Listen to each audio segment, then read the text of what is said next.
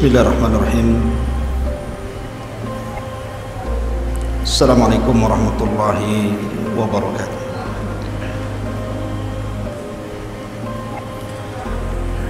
Alhamdulillah,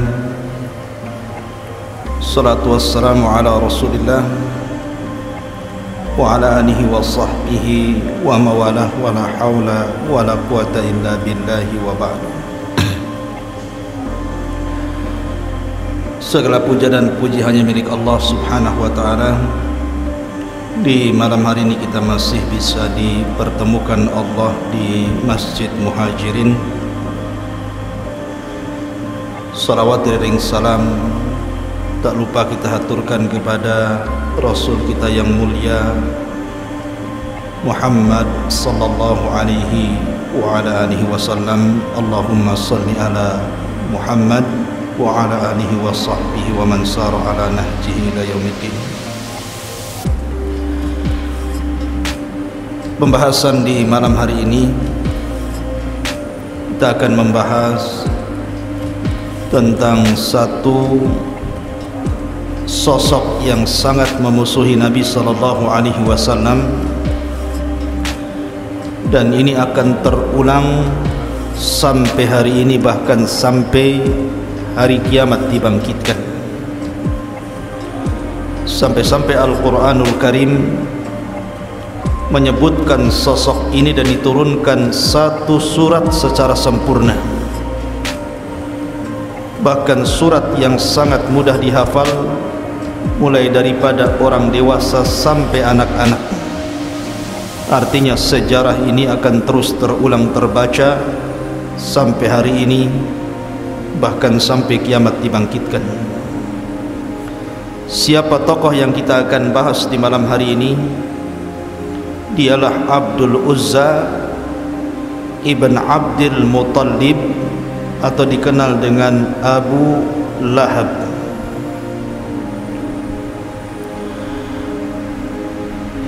Anda harus bedakan antara Abu Lahab dengan Abu Jahal,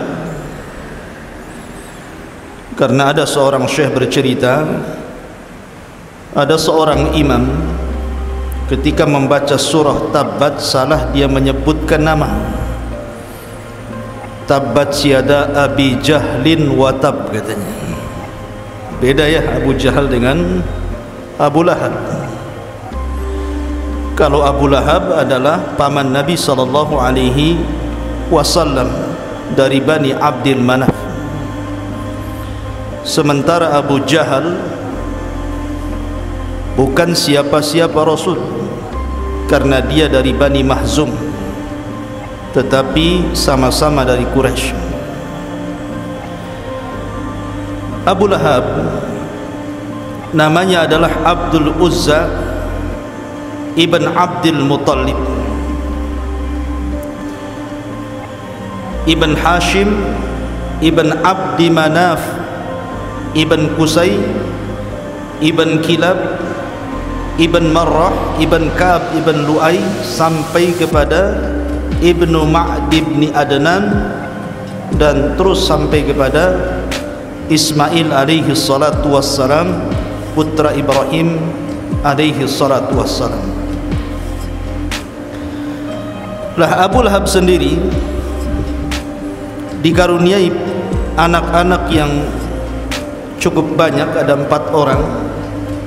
Yang pertama namanya Utbah ibn Abi Lahab, yang kedua namanya Utaibah ibn Abi Lahab, yang ketiga namanya Mu'tab ibn Abi Lahab, dan yang terakhir Dzurrah bintu Abi Lahab. Ini semua putra-putra dan satu putri Abi Lahab yang disebutkan oleh ahli sejarah. Bicara tentang Abi Lahab, Abu Lahab itu kunyah dan bukan nama aslinya. Sebab tadi saya katakan bahwa nama aslinya adalah Abdul Uzza, sama dengan Abu Jahal, itu kunyah. Nama aslinya adalah Amr ibn Hisham. Sama dengan Abu Bakar, itu kunyah. Nama aslinya Abdullah ibn Uthman ibn Kuhafa. Jadi terkadang orang itu dikenal dengan kunyahnya tapi tidak dikenal namanya. Seperti saya, Abu Humairah. Sebagian orang tidak tahu nama asli saya. Tetapi dalam Islam kunyah itu merupakan syaraf, merupakan keutamaan, bahkan sunnah hukumnya. Dan biasanya kunyah itu dinasabkan kepada putra terbesar dari orang yang memiliki putra tadi, atau mungkin putra yang paling saleh dari anak-anaknya kemudian dikunyahnya kepada dia. Tetapi karena ini sunnah, terkadang orang yang tidak punya anak pun disunnahkan untuk memiliki kunyah. Contohnya Aisyah radhiyallahu anha. Aisyah radhiyallahu anha itu tidak punya keturunan, tapi orang-orang memanggilnya Ummu Abdillah. Padahal Abdullah bukan anaknya Aisyah, tapi anak daripada Asma, saudarinya yang tertua, Asma bintu Abi Bakar, yang menikah dengan Zubair bin Awam. Lahirlah Abdullah ibn Zubair. Tetapi karena Abdullah bin Zubair masih kecil, suka digendong Aisyah radhiyallahu anha, maka orang-orang kemudian memanggilnya Ummu Abdillah. Padahal bukan nama anak Aisyah, karena Aisyah tidak punya anak, tapi begitulah kunyah. Lalu kenapa kemudian Al-Quranul Karim menetapkan kunyah bagi Abdul Uzza dengan Abu Lahab dan Abu Jahal, padahal namanya Amr ibn Hisham? Bukankah kunyah itu sebuah keistimewaan dan sunnah? Ada beberapa alasan yang disebutkan para ulama. Tentu Abu Lahab diberikan kunyah tersebut bukan sebuah keutamaan, karena kalau seandainya kemudian Al-Quran itu menyebut dengan nama aslinya, maka sejarahnya akan hilang ketika wafatnya Abil Uzza. Makanya tidak kemudian disebutkan dalam Al-Quran itu nama Abil Uzza, tapi kunyahnya Abi Lahab, seolah-olah Allah subhanahu wa ta'ala ingin mengatakan kepada kita bahwa akan muncul Abi Lahab setelah Abi Lahab di zaman Nabi SAW. Karena bagaimanapun ada kaidah tafsir yang mengatakan al-ibaratu bi umumil lafzi la bi khususis sabab, bahwa pelajaran dalam Al-Quran itu bukan karena sebab turunnya sebuah ayat atau surat, tetapi karena umum lafaz yang terkandung dalam Al-Quran itu. Ma'asyiral muslimin yang dimuliakan Allah Azza wa Jalla, atau karena nama asli Abu Lahab itu adalah nama musyrik. Abdul Uzza, hambanya Uzza, dan Uzza itu salah satu patung yang disembah di zaman jahiliyah. Sebagaimana Allah mengatakan afara'aitumul lata wal uzza wa manata tsalitsatal ukhra. Makanya Al-Quran tidak menghendaki nama kesyirikan dalam tata bahasa Quran. Makanya tidak disebut tabat siada Abil Uzza, tetapi tabat siada Abi Lahab, supaya tidak ada lafaz kesyirikan dalam Quran. Karena tidak boleh seseorang menasabkan kalimat hamba kecuali kepada Allah subhanahu wa ta'ala. Adapun kunyah Abu Jahal itu pemberian Nabi SAW, karena bagaimanapun Abu Jahal itu adalah orang yang dikatakan Nabi SAW Fir'aunnya umat ini. Namanya kan Amr bin Hisham, dan orang-orang jahiliyah menyebutnya Abul Hakam, karena bijaknya kalau bicara Abu Jahal ini. Tapi karena dia menolak Islam dan tidak mendapatkan hidayah, makanya kemudian Rasul pun menggelari Amr bin Hisham dengan Abu Jahlin. Abu itu bapak, Jahl itu bodoh. Bodoh karena tidak menerima hidayah Allah subhanahu wa ta'ala. Ma'asyiral muslimin yang dimuliakan Allah Azza wa Jalla, di zaman Nabi SAW tidak ada satu keluarga yang sepakat memusuhi Nabi SAW melebihi keluarga Abu Lahab. Itu satu keluarga itu. Dari Abu Lahab bapaknya, kemudian istrinya Arwa bintu Harbin atau kunyahnya Ummu Jamil, kemudian Utbah dan Utaibah juga ikut menyakiti Nabi SAW. Dan ini pelajaran bahwa seburuk-buruk keluarga adalah keluarga yang memerangi Islam, yang memerangi dakwah dan memerangi kebaikan, seperti keluarga Abu Lahab. Bayangkan ikhwatu fiddin yang dimuliakan Allah Azza wa Jalla, Abu Lahab ini bukan orang lain bagi Rasulullah. Abu Lahab itu paman Rasul, karena Nabi SAW dikaruniai oleh Allah 10 paman. Tetapi ketika diutusnya Nabi dan Rasul, yang masih hidup kala itu cuma 4. Abu Lahab, kemudian Abu Talib, kemudian Hamzah dan Abbas. Lah dari paman-paman Nabi SAW, yang paling jahat kepada Rasul adalah Abu Lahab. Harusnya kedekatan nasab dengan Nabi SAW itu Abu Lahab orang yang pertama masuk Islam, kan? Harusnya seperti itu, karena dia dekat dengan hidayah. Akan tetapi justru Abu Lahab pulalah yang pertama kali memusuhi Islam dan Rasul sebelum yang lainnya, sebelum Abu Jahal, sebelum Umayyah, sebelum Al-Walid, sebelum tokoh-tokoh Quraisy. Dia pula yang memulai permusuhan itu. Dari sini Nabi SAW bersabda, "Man sanna sunnatan sayyi'atan falahu wizruha wa wizru man amila ba'dahu la yanqusu min auzarihim syai'ah." Barang siapa yang memberikan contoh buruk kemudian diikuti keburukannya orang lain, maka dia dapat dosa dan dosa orang yang mengikutinya tanpa mengurangi dosa mereka sedikit pun. Maka jangan-jangan seperti Abu Lahab yang kemudian memberikan contoh buruk akhirnya diikuti manusia.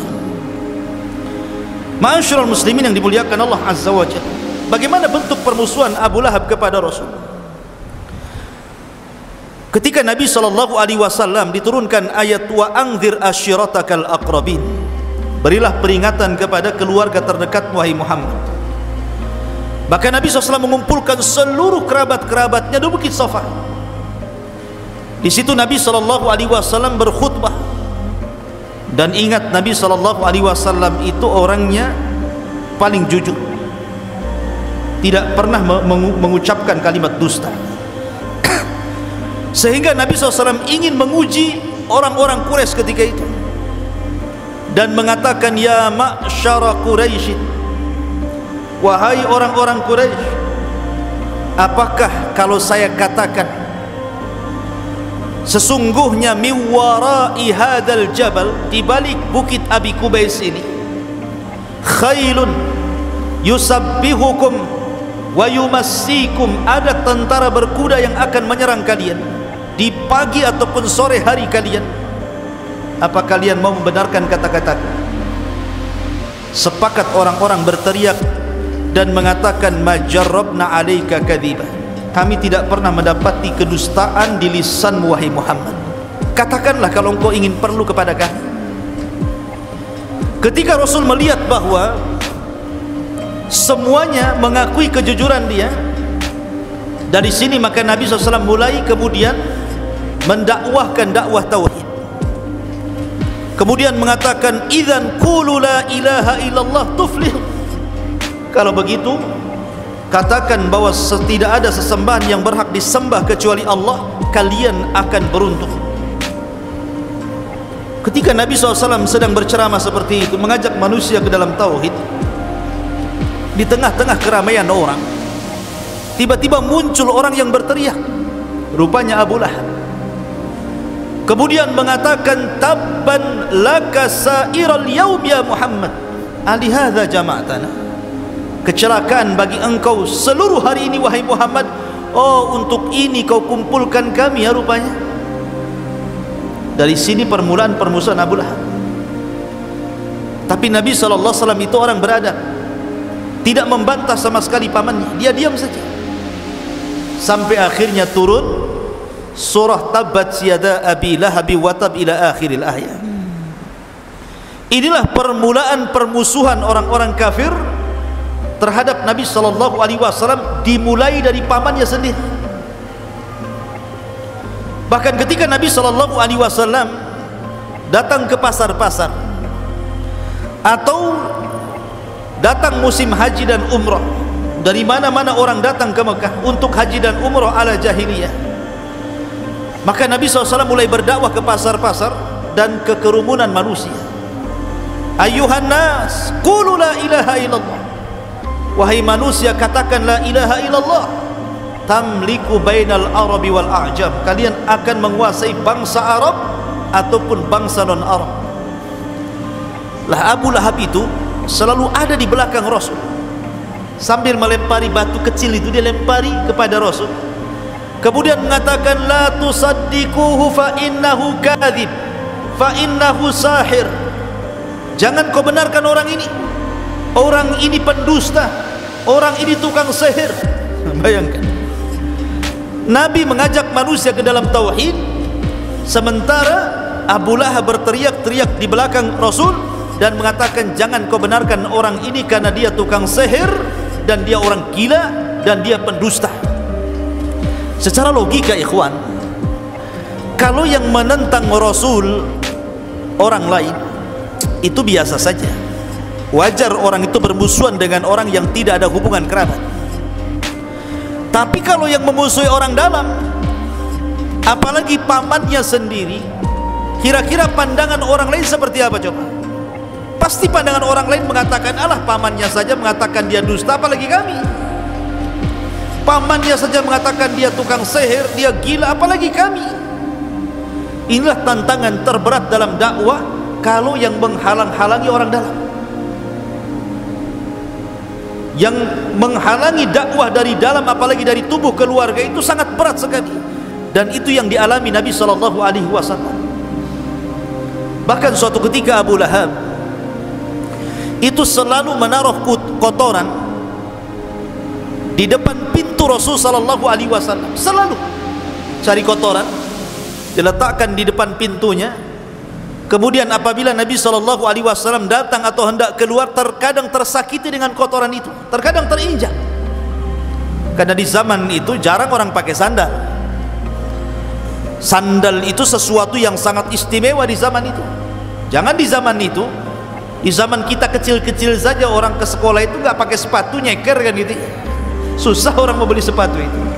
Apalagi di zaman Rasul, orang pakai sandal itu kalau safar saja, karena supaya tidak langsung terkena padang pasir yang panas menyengat itu. Maka Rasul terkadang tersakiti. Maka Nabi SAW terkadang mengatakan ayu jiwarin hadha, tetangga seperti apa ini? Terkadang Nabi SAW berteriak seperti itu, tetangga seperti apa ini, tidak menghormati tetangganya. Sampai suatu ketika Hamzah mendengar bahwa Abu Lahab itu selalu meletakkan kotoran di depan rumah pintu Nabi SAW. Marah Hamzah, padahal Hamzah ketika itu masih kafir, belum pun masuk Islam. Tetapi adat seperti ini tidak baik, walaupun masa jahiliyah gitu, tidak menghormati tetangga. Datanglah Hamzah, diambilnya kotoran itu, dicarinya Abu Lahab. Setelah ketemu Abu Lahab, diletakkan di kepala Abu Lahab. Bayangkan, berani nggak antum meletakkan kotoran di kepala orang yang menyakiti Islam? Akhirnya kemudian Abu Lahab mengatakan kepada Hamzah, sesungguhnya saudaraku ini majnun, gila katanya. Kenapa? Kenapa dia mengatakan gila kepada Hamzah? Karena Hamzah dan Abu Lahab ini sama-sama kafir, sama-sama penyembah berhala, sementara Nabi SAW sudah beda keyakinan. Harusnya Hamzah dengan Abu Lahab ini klop, memusuhi Rasul karena sama keyakinannya, berbeda dengan Rasulullah. Tapi begitulah Hamzah berbeda maukifnya, walaupun sama-sama kafir. Abu Lahab kafir, dia pun kafir, tapi Hamzah punya akhlak. Dia punya akhlak. Makanya sebab itu pula Hamzah masuk Islam dan mengatakan kepada Abu Lahab, jangan kau ulangi ya Aba Lahab, karena sesungguhnya aku berada di atas agama Muhammad. Padahal dia belum masuk Islam tuh, belum mengucapkan syahadat, tapi dengan sebab itu Hamzah masuk Islam. Maka penting antum itu menampakkan akhlak. Akhlak itu yang menjadikan orang dapat hidayah. Terkadang orang itu tidak bicara tapi akhlaknya bagus, maka banyak pujian mengalir kepada dia. Tapi ada orang yang rajin sholat, rajin puasa, rajin sedekah, tapi akhlaknya nggak bagus, lisannya nggak bagus gitu kan, malah dicela orang. Maka akhlak itu penting dalam Islam. Ma'asyiral muslimin yang dimuliakan Allah Azza wa Jalla. Lah, di antara permusuhan lain Abu Lahab. Abu Lahab itu kan punya anak namanya Utbah dan Utaibah. Subhanallah. Utbah dan Utaibah ini menikah dengan dua putri Nabi sallallahu alaihi wasallam sebelum Rasul diangkat menjadi nabi dan rasul. Adapun Utbah menikah dengan Ruqayyah. Adapun Utaibah menikah dengan Ummu Kulthum, dan dua-duanya putri Nabi sallallahu alaihi wasallam. Tetapi baru saja mereka melangsungkan akad pernikahan, keduanya langsung berangkat berdagang ke Syam dan tidak sempat digauli. Subhanallah, ini hikmah. Tidak sempat digauli, hanya akad nikah, habis itu mereka berdua pergi untuk berdagang ke Syam. Lah ketika mereka berada di Syam itulah Nabi sallallahu alaihi wasallam diangkat menjadi nabi dan rasul. Lah ketika itulah terjadi permusuhan sengit antara Rasul dan Abu Lahab. Sehingga ketika keduanya pulang, Utbah dan Utaibah ini, maka ayahnya kemudian mengatakan kepada kedua putranya, seraya kemudian menunjuk untuk menceraikan istri-istri keduanya.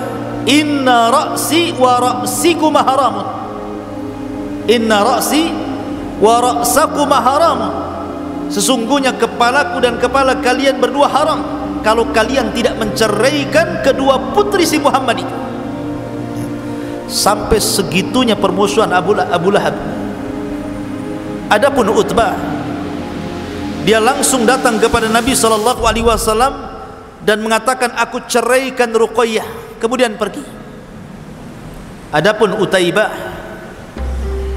dia ingin menunjukkan permusuhan kepada Rasul di hadapan ayahnya. Dia tidak langsung menceraikan Ummu Kulthum. Dia datang kepada Nabi sallallahu alaihi wasallam ketika hendak berangkat ke Syam untuk berdagang. Ditariknya gamis Nabi sallallahu alaihi wasallam, kemudian dikoyak. Setelah itu diludahi wajah Rasul tetapi tidak kena. Sambil menghina Nabi sallallahu alaihi wasallam, kemudian menceraikan Ummu Kulthum di hadapan Rasul. Lihat bagaimana permusuhan keluarga ini, sampai anak-anaknya pun dipengaruhi untuk memusuhi Nabi sallallahu alaihi wasallam. Tetapi al-jaza'u min jinsil amal, ikhwan. Namanya balasan itu disesuaikan dengan perbuatan.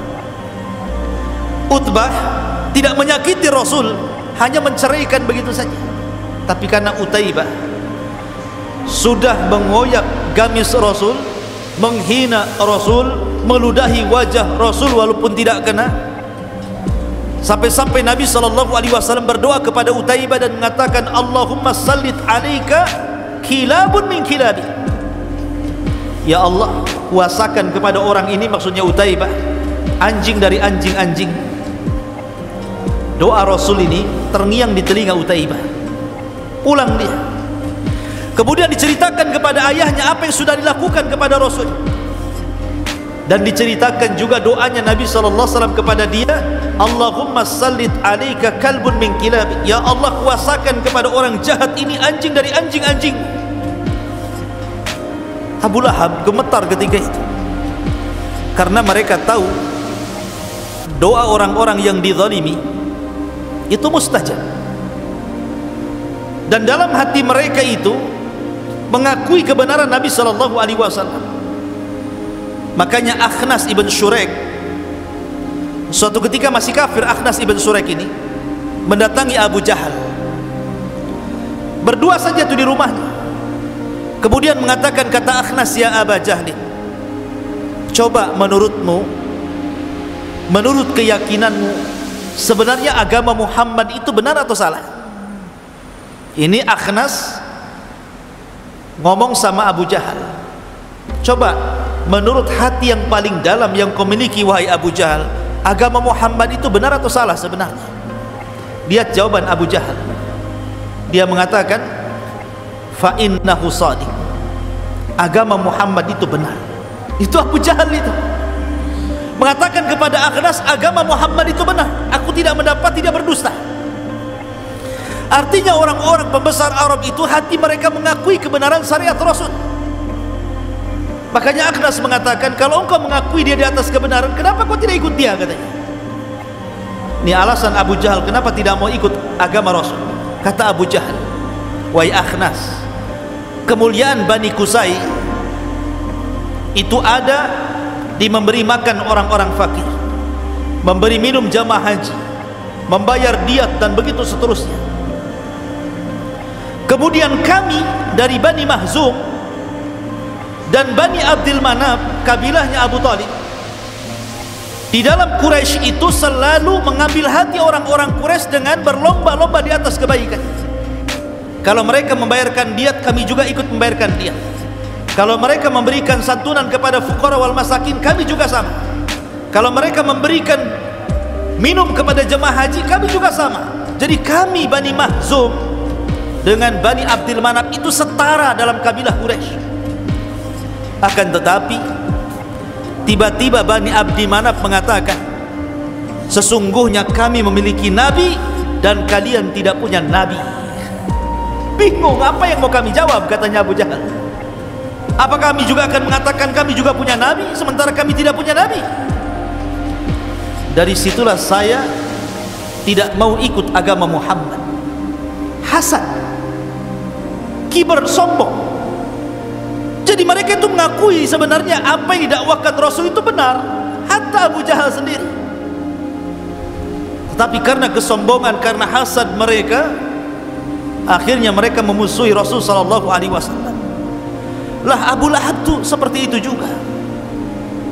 Ma'asyiral muslimin yang dimuliakan Allah azza wa jalla. Lah Abu Lahab ini ketika perang Badar, dia tidak ikut perang Badar. Maksudnya tidak ikut dalam pasukan Abu Jahal, karena memang Abu Lahab itu terkenal pengecut. Dia bukan orang pemberani, tetapi dia tetap ingin membela musuh Rasul. Dengan cara apa? Menyewa orang-orang untuk ikut terlibat dalam perang Badar. Dia memang tidak ikut, tapi dia sewa orang. Lihat bagaimana permusuhannya, sampai menyewa orang untuk ikut terlibat dalam perang Badar memusuhi Nabi sallallahu alaihi wasallam. Seperti itulah Abu Lahab permusuhannya dengan Nabi sallallahu alaihi wasallam. Belum lagi istrinya Ummu Jamil, Arwa bintu Harbin. Ummu Jamil ini bukan orang biasa. Dia wanita yang sangat istimewa di tengah-tengah Quraisy. Bagaimanapun dia keturunan orang hebat, karena dia saudari daripada Abi Sufyan. Abu Sufyan ibn Harb punya saudari namanya Arwa bintu Harbin, menikah dengan Abu Lahab. Karena Abu Lahab itu dari sekian paman Rasul yang paling kaya itu Abu Lahab, kemudian yang paling ganteng, orangnya tampan Abu Lahab itu. Makanya orang Arab ketika mengatakan kepada orang yang tampan itu dengan sebutan lahab, cahaya, bercahaya. Karena tampannya Abu Lahab, kemudian orang kaya, wajar mendapatkan istri dari turunan bangsawan Arwa bintu Harbi. Tetapi betul kata Allah subhanahu wa ta'ala, innal insana la yatgha an ra'ahu istaghna. Manusia itu mudah melampaui batas kalau Allah berikan kekayaan banyak kepada dia. Lah Ummu Jamil ini tidak kalah hebatnya permusuhan dengan Nabi sallallahu alaihi wasallam. Sampai-sampai Al-Quran sendiri mengatakan hammalatal hatab. Jadi setiap hari dia membuat isu tentang Nabi SAW, membuat habar-habar hoax tentang Nabi SAW di tengah-tengah wanita-wanita Quraisy. Dan kalau sudah mak-mak nyebarkan hoax, itu beda dengan laki-laki nyebar hoax. Itu cepat itu, ya. Karena mulutnya perempuan itu lebih panjang kan dibandingkan jilbabnya. Jadi kalau dia mau fitnah itu luar biasa. Bukan hanya dengan lisannya, tapi juga dengan dananya. Dengan kalung-kalungnya dia jual, kemudian dananya itu untuk membayar orang untuk memfitnah Rasul, mengadu domba Rasul. Terkadang menyuruh orang meletakkan duri di tempat jalan Nabi SAW pulang ke rumah. Dan sekali lagi di zaman itu jarang pakai sandal, jadi kalau diletakkan duri mudah keinjak. Begitu cara menyakiti Nabi SAW. Bahkan suatu ketika Ummu Jamil ini pegang batu, mau menumbuk dengan batu itu wajah Nabi SAW. Dicarinya Rasul. Rupanya Nabi SAW sedang bersandar di kiswah Ka'bah dengan Abu Bakar. Ketika dari kejauhan Abu Bakar melihat Arwa bintu Harbin dan mengatakan, ya Rasulullah, kayaknya wanita ini sedang marah, sebaiknya kau pergi. Tapi Rasul tidak mau pergi dan mengatakan, tenang saja, biarkan dia datang. Datang Arwa bintu Harbin. Allah takdirkan kedua matanya tidak melihat Rasul. Itu mukjizat, Rasul tidak bisa kelihatan oleh Ummu Jamil, padahal di hadapannya yang kelihatan cuma Abu Bakar saja. Kemudian kata Arwa bintu Harbin, ya Aba Bakrin, aina sahibuk? Di mana kawanmu si Muhammad itu? Abu Bakar heran, oh ada di sampingnya kok nanya di mana saudaranya. Tetapi Rasul hanya mengisyaratkan dengan matanya, layani saja. Kata Abu Bakar, kenapa kau mencari saudaraku Muhammad? Kata Arwa bintu Harbin, qad balagani annahu yahjuni, telah sampai berita kepadaku dia telah mengejek diriku. Lau ra'aituhu la ramaituhu bihadal hajara fi. Kalau aku lihat dia, aku lempar batu yang ada di tanganku ke kepalanya, kata. Bayangkan. Kemudian dia membacakan syair, mudhammaman abaina wa amrahu asaina wa dinahu qalaina. Mudhammam, orang yang tercela, kami tidak mau untuk mengikutinya. Wa amrahu asaina, seluruh perintahnya kami bermaksiat. Wa dinahu qalaina, dan semua agamanya kami berlepas diri. Kemudian dia pergi sambil gerutu. Rasulullah di depan tapi tidak melihat. Lihat apa kata Rasul kepada Abu Bakar, a'mallahu basaraha, Allah butakan kedua matanya sehingga dia tidak bisa melihat. Dari sini ma'asyiral muslimin yang dimuliakan Allah Azza wa Jalla, demikian dahsyatnya permusuhan Abu Lahab. Baik Abu Lahab, baik istrinya, baik anak-anaknya ikut campur untuk memerangi Nabi SAW. Pantaslah kalau seandainya Allah Subhanahu wa ta'ala akhirnya menurunkan surat khusus untuk bicara tentang Abu Lahab. Kita sedikit membahas tentang surat yang turun kepada Abi Lahab. Allah Subhanahu wa ta'ala berfirman, tabbat yada Abi Lahabi wa tab. Celaka kedua tangan Abi Lahab, wa tab, dan pasti celaka. Subhanallah, keajaiban bahasa Quran. Tabba, kalaupun dibalik batta, tabbat itu diambil dari tabbah. Coba kita balik ba duluan, batta, dua-duanya artinya sama, celaka. Antum mau ngomong tabba ataupun batta itu sama dalam bahasa Arab artinya, celaka dua-duanya. Kecelakaan bagi yada Abi Lahab, kedua tangan, maksudnya kedua tangan di sini karena yang paling banyak melakukan pergerakan itu tangan, artinya usaha Abi Lahab dan pasti binasa. celaka seluruh usaha Abi Lahab dan pasti binasa. Di sini Allah Subhanahu wa taala, sekali lagi saya katakan, tidak menyebut nama aslinya. Harusnya tabat yada Abil Uzza wa tab. Harusnya kan seperti itu, karena nama aslinya bukan Abi Lahab, Abil Uzza. Kenapa kemudian kunyahnya yang disebutkan di sini? Ada beberapa perkara yang tadi saya sudah sebutkan. Satu, karena Abil Uzza itu nama kesyirikan, dan Allah tidak hendak meletakkan nama kesyirikan dalam Al-Quran, maka tidak disebut nama Abil Uzza, tapi kunyahnya Abi Lahab. Yang kedua, disebut Abi Lahab tidak Abil Uzza. Kalau seandainya Allah mengatakan tabat yada Abil Uzza, berarti dengan meninggalnya Abil Uzza selesailah kisah ceritanya sampai di sini. Tetapi ketika Allah tidak menyebutkan nama aslinya, malah menyebutkan nama kunyahnya, maka akan datang Abi Lahab. Abi Lahab sampai hari ini, bahkan sampai kiamat dibangkitkan, akan datang Abi Lahab yang banyak. Dan Abi Lahab itu simbol orang yang memusuhi Islam. Lihat hari ini betapa banyak Abi Lahab yang nongkrong di hadapan medsos itu, yang menulis untuk menghina Islam, merendahkan Islam, menghina Rasul, menghina Al-Quran. Itu semua Abu Lahab. Mereka Abu Lahab. Lihat bagaimana orang merobohkan Islam ini, terkadang mulai dari perkara kecil sampai besar. Mengatakan jilbab tidak wajib, mengatakan sholat tidak wajib, mengatakan ikhtilat boleh, sampai kemudian mengatakan bahwa semua agama sama. Ini siapa yang bicara seperti ini kalau bukan Abu Lahab? Makanya ketika kemudian Allah mengatakan tabat yada Abi Lahab, akan muncul Abi Lahab sepanjang zaman, karena Abi Lahab itu simbol orang-orang yang tidak suka dengan Islam dan memerangi Islam.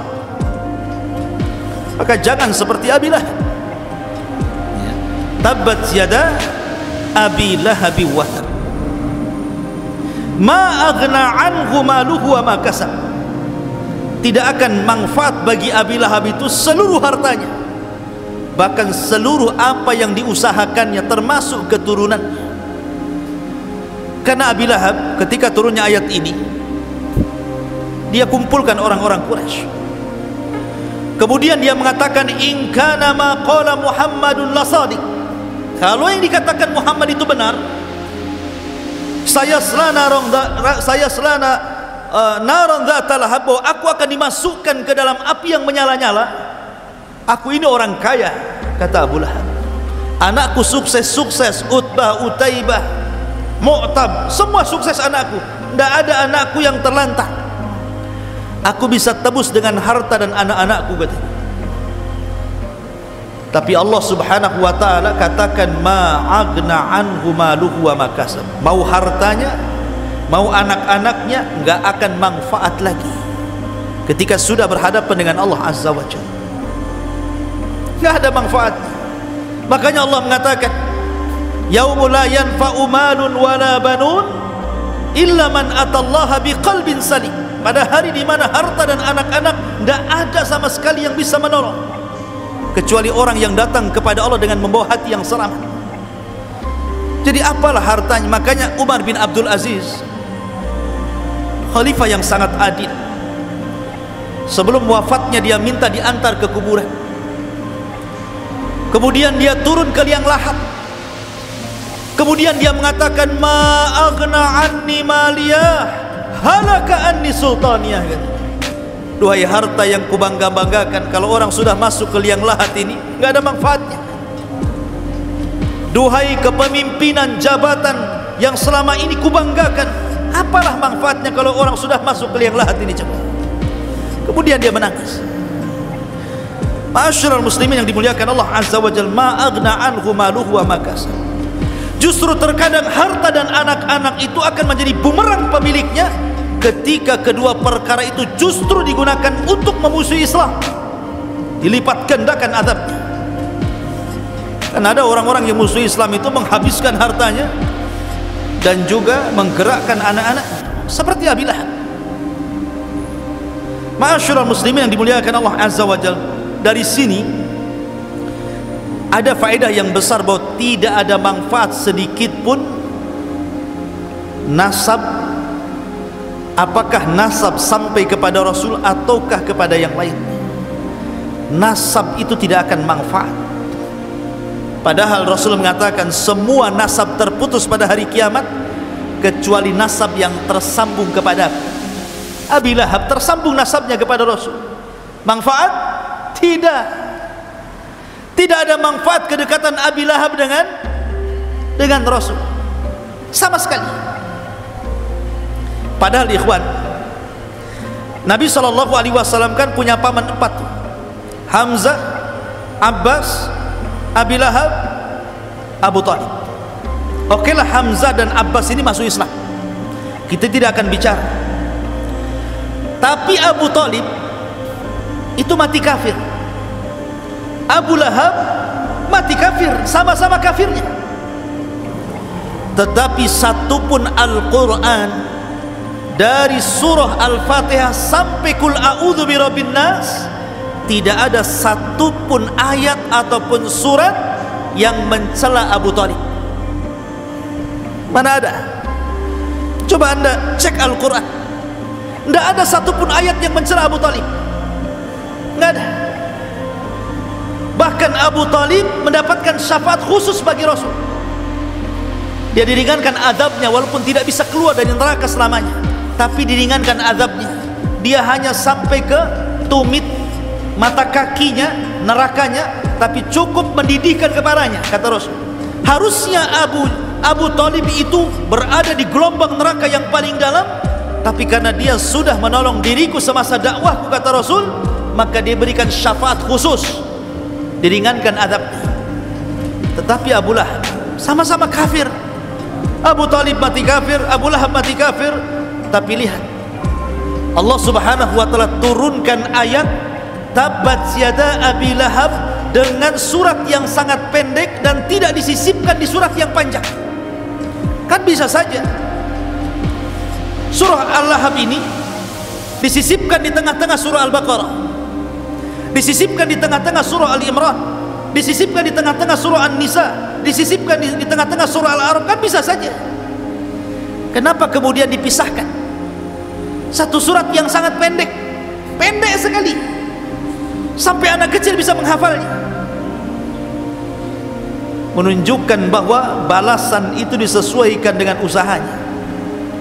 Karena dia orang yang pertama memusuhi Rasul, melibatkan seluruh keluarga dan hartanya untuk memusuhi Rasul, maka seolah-olah ayat ini menjadi doa bagi Abi Lahab. Sampai hari ini, bahkan kiamat dibangkitkan, semua orang membacanya, sampai anak-anak pun bisa membacanya. Sampai orang yang hafalannya tidak punya, kalau jadi imam tabat aja paling yang bisa itu.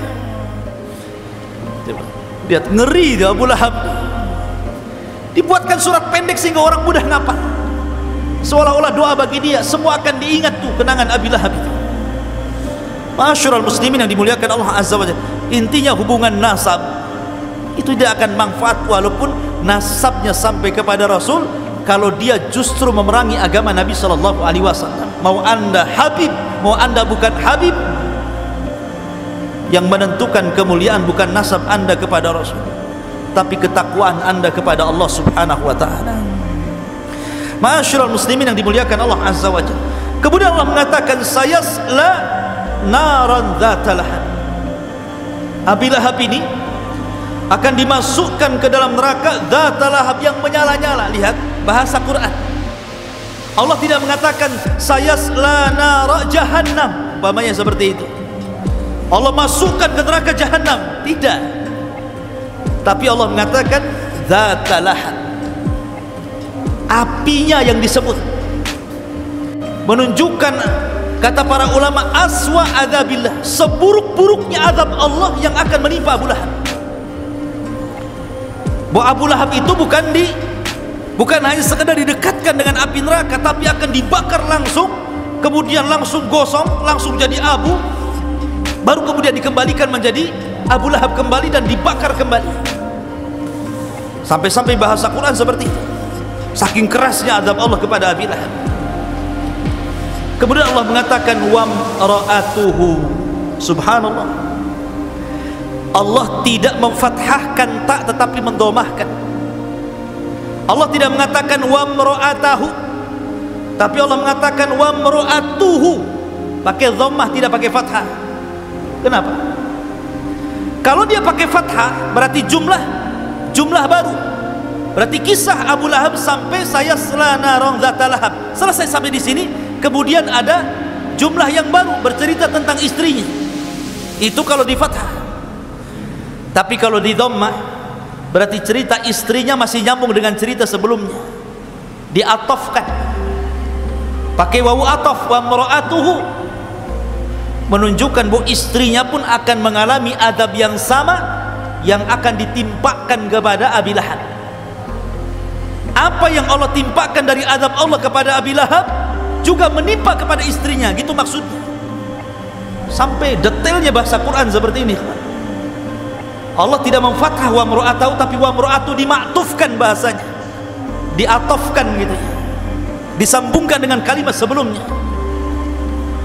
Dan kenapa? Bukankah Arwa bintu Harbin itu istrinya Abu Lahab? Dan bahasa Quran istri itu pakai zaujatun, kan itu ya, istri itu zaujatun. Kalau imro'ah itu wanita biasa, harusnya bahasa Quran itu wa zaujatuhu, kan itu ya, hammalatal hatab. Tapi kenapa Allah mengatakan wa mra'atuh dan wanita Abi Lahab, bukan menggunakan kalimat dan istrinya Abi Lahab? Ya, Al-Quran ya, beda zaujah dengan imro'ah.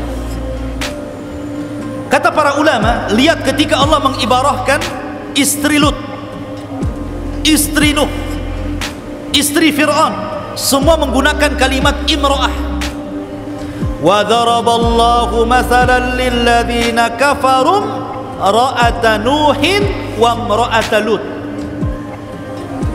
Kenapa Nuh seorang nabi, Lut seorang nabi, tidak menggunakan zaujah tapi menggunakan imro'ah?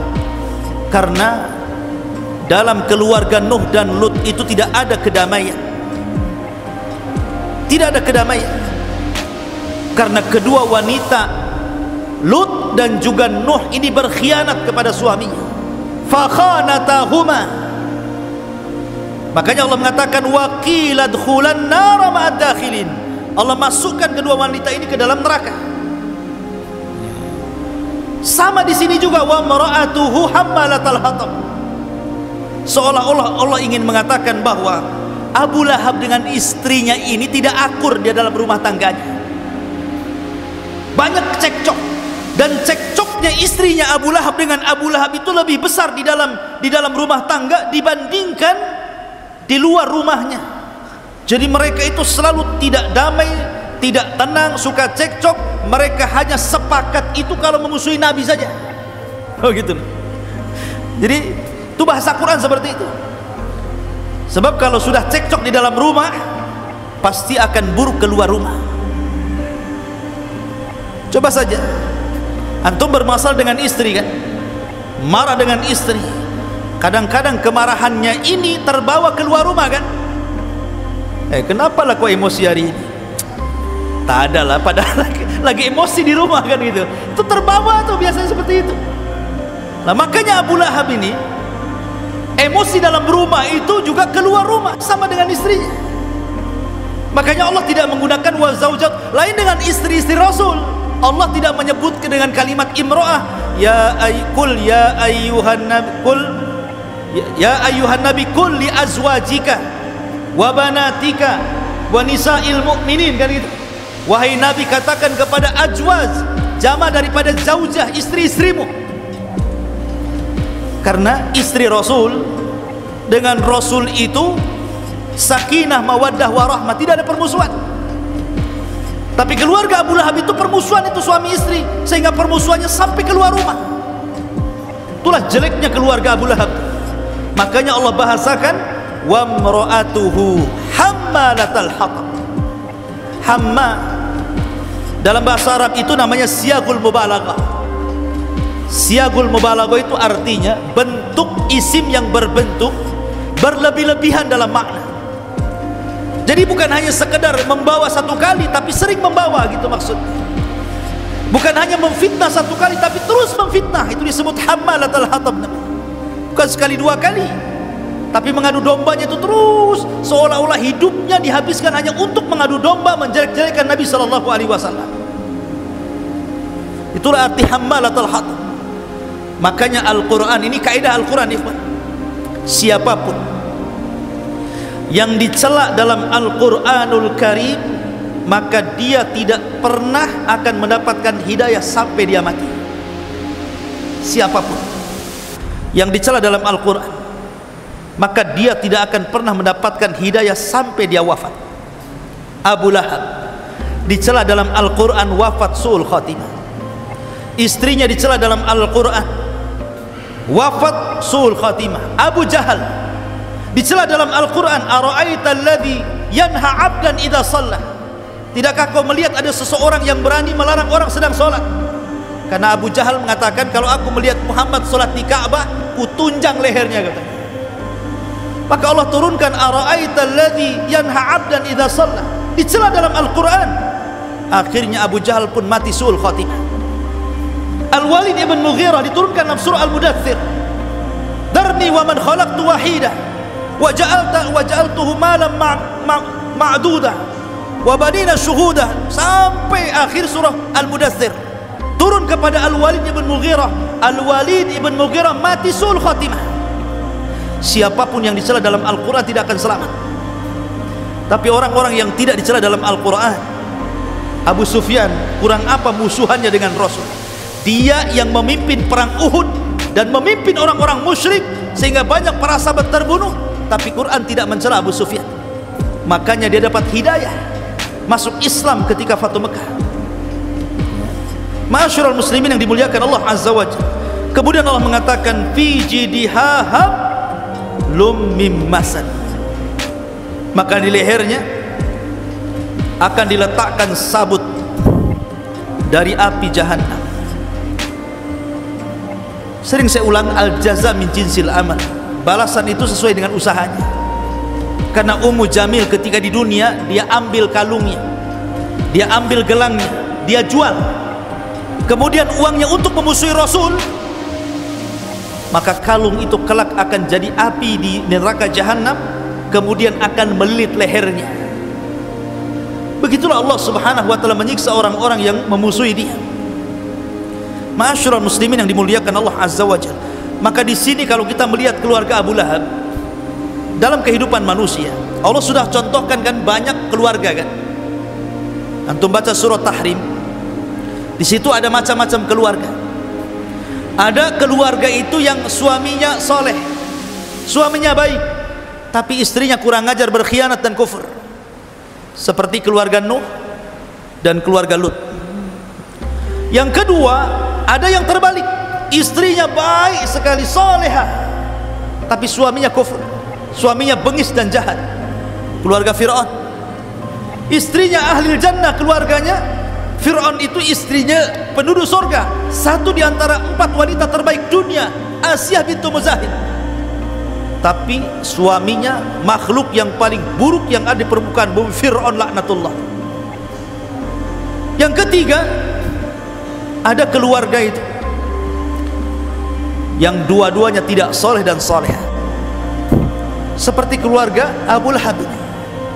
Suaminya seperti itu, istrinya juga seperti itu, sama-sama tidak suka dengan agama, tidak suka dengan dakwah, tidak suka dengan tauhid.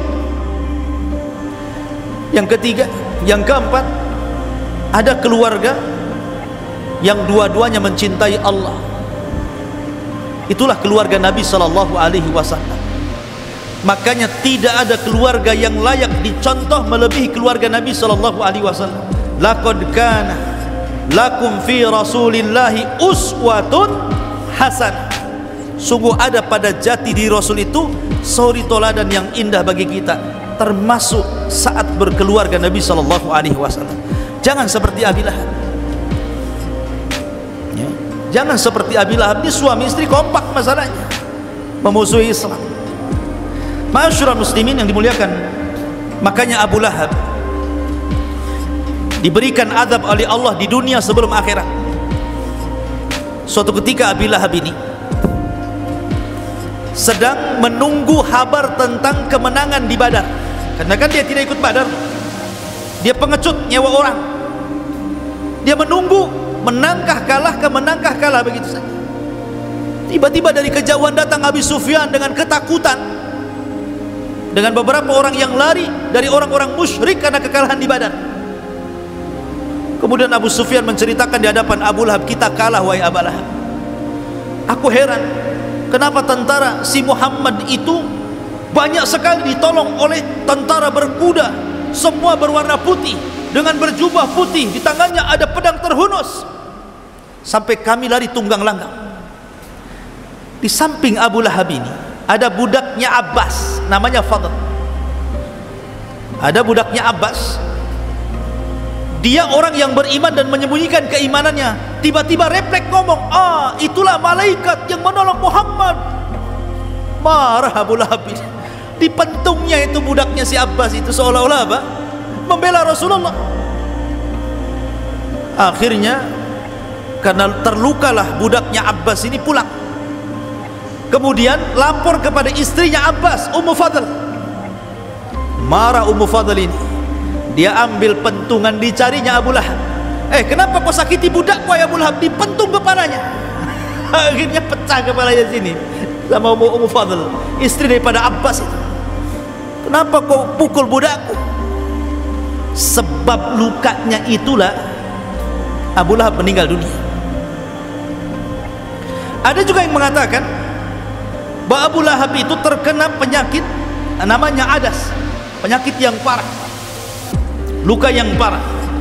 Jadi ketika kemudian dia hendak safar, di tengah jalan kumat penyakit itu, kemudian meninggal, dan tidak diketahui jasadnya kecuali setelah 3 hari.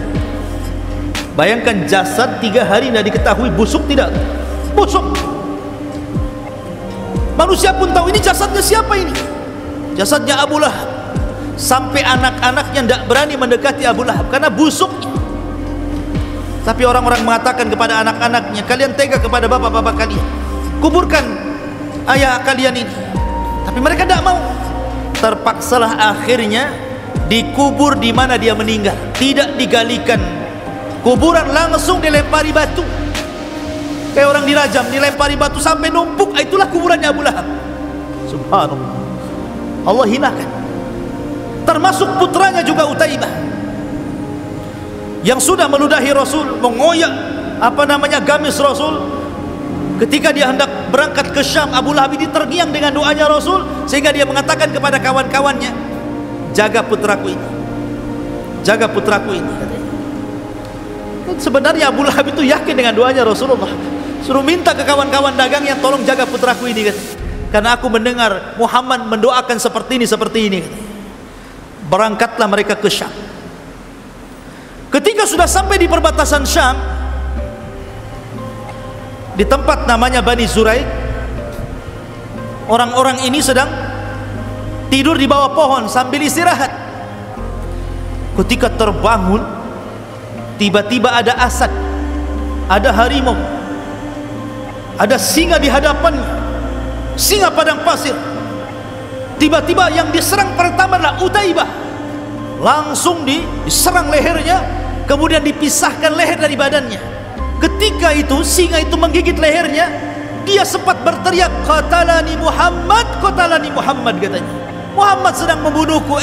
Muhammad di mana? Dia di mana?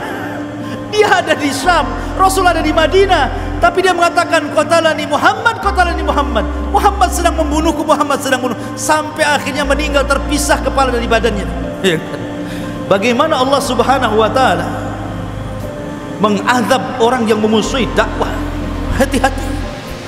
Siapapun yang memusuhi dakwah Nabi sallallahu alaihi wasallam pasti akan ada azab dunia sebelum azab akhirat.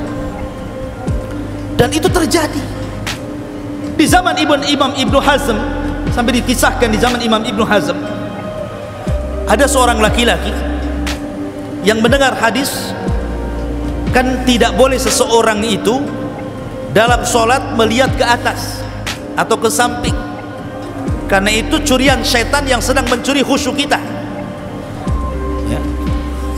Kemudian Nabi SAW mengancam akan dirubah kepalanya seperti kepala keledai, kan begitu hadis. Siapa yang mengangkat kepalanya melihat ke langit kemana-mana ketika sholat itu, maka akan dirubah kepalanya seperti kepala keledai. Dalam riwayat, apabila dia mendahului imam.